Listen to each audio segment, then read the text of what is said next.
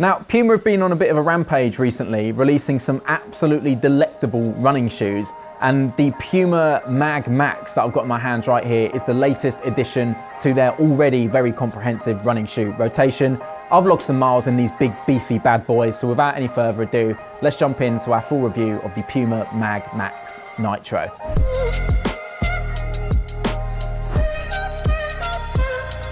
First of all, positioning wise, it's probably useful to mention that Puma have already got a Max Cushion daily trainer in their rotation with the Magnify Nitro, and this is the Max Cushion version of their Max Cushion shoe, if that makes sense. So we're talking wacky stack heights, super soft cushioning underfoot, basically the optimal shoe for recovery days, long runs, days where your legs just feel a bit buggered basically, and you need something nice and soft and cushy underfoot. So like I said in the intro, because I have done a couple of runs in the shoe now and I want to jump into the performance aspect of the shoe, we'll rattle through some numbers. So straight off the bat, on the scales, my UK 8.5 is coming in at about 300 grams, 303 grams to be precise, which is obviously not the lightest shoe in the world, but this is not designed to be a featherweight racer. This is your, as I say, max cushioned, comfortable, luxurious shoe. So 300 grams for me is right around what you'd expect for a shoe of this nature. Stack height wise, this is where things get quite juicy because we've got 46 millimeters of stack in the heel and 38 millimeters of stack in the forefoot for a 8mm drop. 8? Yeah, that's right, isn't it?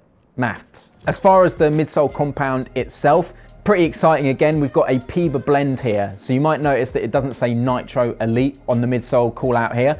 That is because it is not strictly 100% PUMA or aliphatic TPU that you find in the Fast R2 and DV8 Nitro Elite 3, but it is still a PUMA blend. And that is definitely noticeable both in hand and underfoot when you just witness the compressive characteristics of this midsole foam. Again, as is customary with a big stack shoe like this, there is a really lovely rocker geometry to the shoe.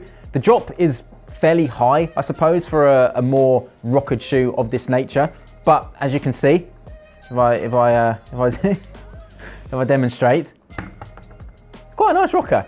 And you feel that underfoot as well, especially when you're landing back towards the mid to rear foot of the shoe. It does roll you through that transition and through that gait cycle very nicely. This is a chaotic review, isn't it? As far as the upper is concerned, the upper itself, there's probably not a huge amount to talk about here. It's a fairly traditional engineered mesh. There's not too much material. There's enough volume in the toe box so that your feet don't feel cramped, but there's not too much to the point where there's ruffling and bunching in the eyelet chain, which is very much to my taste.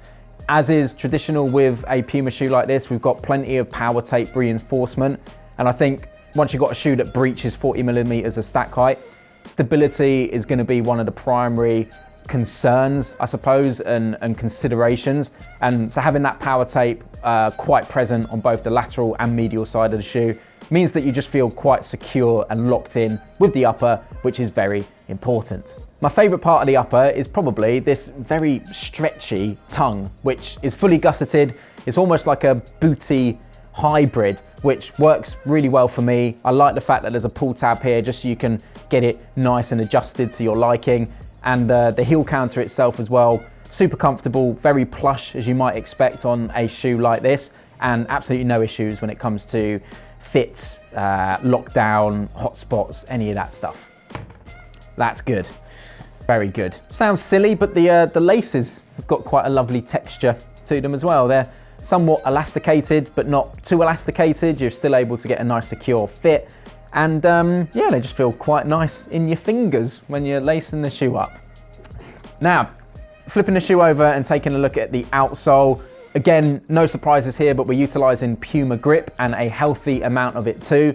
So traction, durability is not going to be a concern. I can tell you firsthand that the traction is excellent. I was running this morning just before filming this review at silly o'clock in the morning on very wet, slick pavements and also canal towpath. I've given them a little scrub with an old toothbrush just for the purposes of the video so it doesn't look too dirty on camera. But I can tell you that down the canal, absolutely no issues with grip or traction, and the same applies to that slippery tarmac and pavement. Only other thing to mention that you notice when looking at the outsole is we have got a slight decoupling / groove in the middle of the midsole here. And essentially that's just gonna help a little bit more with that, in unscientific terms, trampoline effect or bounciness that you get underfoot, because both sides can compress somewhat independently of each other. I should say actually, when it comes to the midsole, I said it's a PUMA blend. I don't know exactly what the ratio is when it comes to PUMA versus a more traditional foam, but I think it's safe to say that there is a considerable amount of PUMA in this midsole. So then, performance-wise, I have used this shoe for a couple of runs now. I'd have liked to have got more miles in it, but I do think the runs that I've used it for are a pretty accurate representation of what you're probably going to use a shoe like this for in your running shoe rotation. The first run was just a pre-race shakeout, so only 30 minutes or so plus some strides, so really nice and easy. And I think when you're doing a shakeout run before a race, you want to feel good. You want to feel bouncy, but you also want to make sure that your legs feel nice and protected. So pretty much the perfect shoe in that regard. I think in terms of the fit and first impressions, very much true to size. This is a UK 8.5. That's my regular size with PUMA, and it fits like a glove. It's actually probably one of my favorite fitting shoes upon initially slipping your foot into it. It just works nicely. You tie the laces up and you don't have to worry about it for the whole run. There's no wiggling around or adjusting or doubts in the back of your head that maybe you've done it up too tight or not tightly enough. It just worked first time, which is always nice and reassuring. So that easy 30-minute run was 4:30 per K, 4:40 per K maybe. So nice and easy, and yeah, not much to report. It felt nice and soft underfoot. Particularly, I found the shoe works well if you're landing slightly further back than I would normally, so more towards the midfoot / rear foot. That's where I find that you engage the rocker the most, and where it feels most pleasant upon making initial ground contact. The second run, which I did this morning, like I say, is probably the better test of the shoe, the more comprehensive test of the shoe. I raced a 10K yesterday, so my legs were going to be a little bit tired, and it was also very early in the morning. So those things combined meant that I was always going to be carrying a bit of fatigue going into that run. It was just an easy hour down the canal and a bit of pavement in there as well, and that's where I found this shoe was pretty much perfect. It's a little bit of a Cinderella shoe for those sorts of runs for me, where, like I say, your legs are a bit tired, but you just want something that's soft. There's a solid amount of cushioning underfoot, and that you can just tick over in feeling nice and protected. When I spoke about the upper, I said how you've got power tape there, which aids really nicely with the stability. But the other thing that aids massively from a stability standpoint is the width and the base of the shoe with the MagMax. So you're sat on a really wide platform, which is definitely really beneficial when you've got a shoe which is 46 millimeters of stack height underfoot. And I've got to say, there weren't any tight corners. I wasn't running very fast this morning. I think I averaged 4:45s maybe for that hour run. So I can't tell you what it's like around tight corners running at pace, but I don't think you would necessarily be doing that in this shoe anyway. But just from my initial experience, absolutely no issues, concerns with stability whatsoever.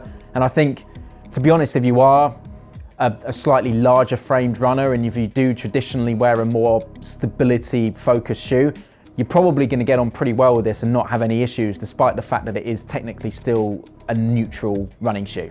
I guess it might be useful to talk about where the MagMax sits in reference to other max cushion shoes out there from other brands.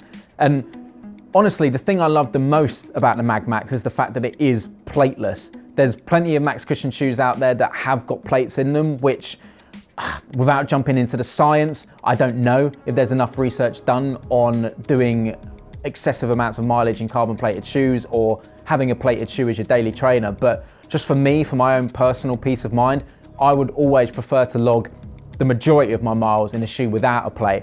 And so the fact that PUMA haven't sandwiched the plate in this max cushion shoe just for the sake of it is really nice and welcome for me. It makes it a little bit more flexible, especially at toe off, so your big toe still does a little bit of the work despite the fact that you have got an enormous stack underfoot itself. So in terms of other shoes from other brands, you're really looking at things like the Super Blast 2 from Asics, Supercomp Trainer from New Balance, More V4 or the upcoming More V5 from New Balance. Skyward X from Hoka, that sort of realm of big, fat, chunky, max cushioned shoes. Now, a few of the shoes on that list are lighter, but they're also considerably more expensive. And I would argue that with the implementation of a plate, it does make it slightly less versatile and less usable on a day-to-day basis when compared to a shoe like the MagMax, the Super Blast, or the more V4 or V5. Makes a good noise that though, doesn't it? Oh, you could do some damage with that. Oh, I didn't mention, talking about the upper, this is a nice little touch for the purposes of the camera. It says bouncy AF. So yeah, that's cool. I do really like when running shoes have small touches, design elements, if you will, that just show some thought and care and some personalization. So bouncy AF on that little flick up tongue. I like that. So good job, Puma. Put that back. So to conclude, I've obviously only done 2 runs in the shoe, so it's difficult to give a long-term impression of how it's going to hold up over time.